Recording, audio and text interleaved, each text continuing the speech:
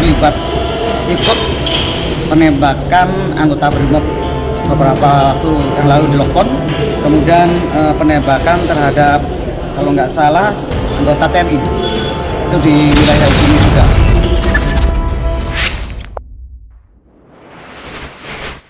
Taktik perang KKB bisa lumpuhkan 4 prajurit TNI sekaligus. Parahnya penembak mati 4 TNI, divonis cuma 18 tahun penjara. Sahabat bagi-bagi, KKB semakin hari semakin brutal menembaki TNI dan warga. Kali ini yang menjadi korban penembakan adalah Satgas Kopasgat. Tidak hanya itu, yang bikin heran lagi, KKB yang menembak mati 4 prajurit TNI cuma dihukum 18 tahun penjara. Kenapa tidak dihukum mati saja? Bukannya mereka telah sengaja menembak sampai menghilangkan nyawa. Sahabat bagi-bagi, kelompok kriminal bersenjata KKB menyerang tim Satuan Tugas Komando Pasukan Gerak Cepat Kopasgat di Bandara Kenyam, Kabupaten Nduga, Papua Pegunungan. Situasi mencekam itu terjadi saat tim Satgas Kopasgat melakukan patroli di area bandara.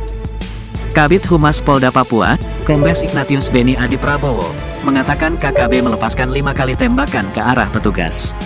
Penembakan itu terjadi pada Kamis. Pada saat satu tim menuju ke lokasi area landasan, tiba-tiba terdengar 5 kali bunyi tembakan dari arah jam 12 pos pam bandara, kata Beni kepada wartawan. Menurut Beni, tim Satgas Kopasgat langsung merespon dengan melepaskan tembakan balasan. Dia memastikan tidak ada korban dalam insiden tersebut. Selanjutnya aparat gabungan TNI Polri melakukan pengejaran terhadap para pelaku. Aparat menyisir di sekitar Query dan wilayah bandara. Sementara itu, Kepala Operasi Damai Kartens, Kombes Faizal Ramadhani mengatakan, aksi teror KKB tersebut untuk mencari perhatian. Mereka ini keberadaannya diketahui oleh pejabat bupati yang baru. Sahabat bagi-bagi, di sisi lain, anggota kelompok kriminal bersenjata KKB, Yanuaris Sewa, alias Titus Sewa divonis 18 tahun penjara di kasus penyerangan pos Ramil Kisor di Maibrat, Papua Barat Daya. Tragedi itu menyebabkan 4 prajurit TNI gugur.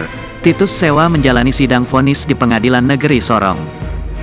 Ketua Majelis Hakim Bernafus Papendang, menyatakan terdakwa terbukti secara sah, dan meyakinkan bersalah melakukan tindak pidana, dan turut serta melakukan pembunuhan berencana. Menjatuhkan pidana terhadap terdakwa tersebut, dengan pidana penjara selama 18 tahun. Menetapkan masa penangkapan dan penahanan yang telah dijalani oleh terdakwa, dikurangkan seluruhnya, dari pidana yang dijatuhkan, kata hakim. Selain itu, Majelis Hakim memerintahkan terdakwa tetap ditahan, dan barang-barang bukti disita. Terdakwa juga dibebankan biaya perkara sebesar Rp5.000. Kepala Seksi Pidana Umum, Kasipidum Kejaksaan Negeri Sorong, Eko Nuryanto, membenarkan bahwa putusan hakim telah dibacakan. Yanuaris Sewa dijatuhi pidana penjara selama 18 tahun. Jadi benar, kemarin kami sudah mendengarkan pembacaan putusan terhadap perkara atas nama Yanuaris Sewa. Majelis Hakim memutus pidana penjara selama 18 tahun, jelasnya kepada Detikcom. Setelah putusan itu, hakim memberikan waktu pikir-pikir kepada jaksa penuntut umum, JPU maupun pihak kuasa hukum terdakwa, apakah akan melakukan banding. Terdakwa, perannya adalah, salah satu ikut melakukan eksekusi anggota TNI. Terdakwa ini membacok 1 kali pada bagian kaki sebelah kanan almarhum. Pada saat selesai kejadian, almarhum ditemukan di pinggir sungai, dalam keadaan luka robek perut dengan usus terburai. Kemudian ada beberapa luka lain di sekujur tubuh korban. Penyerangan terjadi pada pukul 3, atau pada saat prajurit sedang tertidur. Penyerangan tersebut membuat 4 personel TNI gugur. Keempat anggota TNI AD, yang meninggal dunia tersebut, masing-masing adalah, Serda Amrosius, Praka Dirham, Pratu Zul Ansari dan Letu Dirman.